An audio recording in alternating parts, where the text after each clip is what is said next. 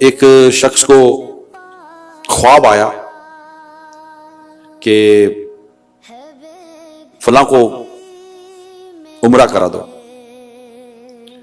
اس کا یہ نمبر ہے، اس کا یہ نام ہے۔ وہ شخص اٹھا، اس کو بولا یار اب یہ کیا، اس نے خواب کو اہمیت نہیں دی۔ دوسری رات یہ خواب آیا کہ فلاں کو عمرہ کرا دو، یہ اس کا نام ہے، یہ اس کا نمبر ہے، اس نے پھر امپورٹنس نہیں دی۔ تیسری رات پھر خواب آیا کہ فلاں کو عمرہ کرا دو، اس کا یہ نام ہے، اس کا یہ نمبر ہے۔ اب یہ اٹھ کر مسجد میں اپنے امام صاحب کے پاس گئے کہ امام صاحب یہ تیسری رات ایسے ہی خواب آیا ہے، اب تو نمبر بھی یاد ہو گیا، اب تو بندہ بھی، نام بھی یاد ہو گیا، کیا کروں؟ تو امام صاحب نے کہا اچھا خواب ہے، پورا کرنا چاہیے، اب رابطہ تو کریں، ہے کون؟ وہ کہہ رہے میں نے فون کیا، سامنے سے ایک شخص نے فون اٹھایا، میں نے کہا یہ نمبر ہے، کہا ہاں، بولا فلاں نام، بولا ہاں، جو مجھے خواب میں نام نمبر دیا وہی شخص نے فون اٹھایا۔ میں نے اس کو کہا کہ مجھے آپ کو عمرہ کرانا ہے۔ وہ کہنے لگا بھائی کون ہو، مجھے جانتے نہیں پہچانتے نہیں، نہ میں تمہیں جانتا ہوں پہچانتا ہوں، عمرہ کرانا ہے، اب مجھے آپ عمرہ کرانا ہے۔ نہیں بھائی تو مجھے جانتے نہیں ہو کہ میں ہوں کون، کبھی دیکھا ہے مجھے؟ کہ دیکھا نہیں ہے، لیکن بعد میں آپ کو عمرہ کرانا چاہتا ہوں۔ اب وہ سامنے کہہ رہا ہے کہ کون ہو بھائی، کیوں عمرہ کرانا چاہتے ہو؟ کہ آپ ہاں تو کہہ دیں، مکہ مدینے لے کے جانا ہے نا آپ کو، تو عمرہ کرانے لے کے جانا ہے، آنے جانے کا خرچہ میرا، لے جاؤں گا لے آؤں گا سب، میں کو ہاں کہہ دو۔ اچھا چلو بھلی بات ہے، آؤ لے جاؤ، یہ میرا ایڈریس ہے۔ وہ ایڈریس پہ پہنچ گیا سارا انتظام کر کے، اور اس کو دیکھا تو واقعی دیکھتا رہ گیا کہ یار اس کے لیے خواب آیا تھا۔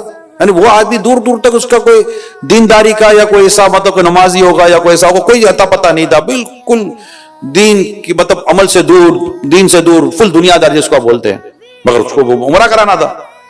خیر اس کو عمرے پہ لے گیا، عمرہ ہوا، طواف ہوا، سب کچھ فارغ ہو گیا۔ فارغ ہونے کے بعد جیسے ہی مسجد الحرام سے باہر نکلنے لگے تو اس نے کہا کہ بھائی تم مجھے لے تو آئے ہو، اب پتہ نہیں زندگی میں کبھی کعبہ دیکھنا، مکہ دیکھنا نصیب ہوگا یا نہیں ہوگا، اگر تم کہو تو میں 2 رکعت نفل پڑھ لوں جاتے جاتے۔ کہاں پڑھ لو، اچھی بات ہے، بھلی بات ہے۔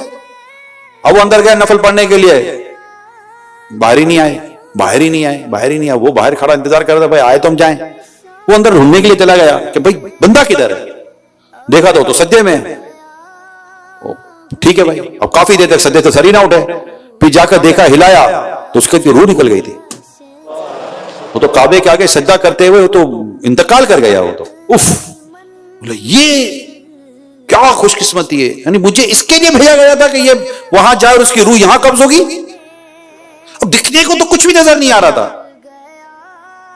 جب اس سے معلومات لی گئی اس کے انتقال کے بعد کہ بھائی یہ کیا ایسا عمل کرتا تھا، تو گھر سے پتہ چلا کہ واقعی یہ کوئی ایسا کوئی نیک آدمی جس کو کہتے ہیں، یہ ایسا کوئی آدمی تو نہیں تھا، بے عمل سے آدمی تھا، مگر یہ جب بھی رات گھر آتا نا، جب بھی رات گھر آتا تو گھر کے لیے کھانے کا سامان لاتا، اور ایک اور کھانے کا پیکٹ ہوتا جو ہمارے پڑوس میں یہ دروازے کے باہر رکھ کر دروازہ بجا دیتا کہ اور کہتا اس کو اٹھا لینا۔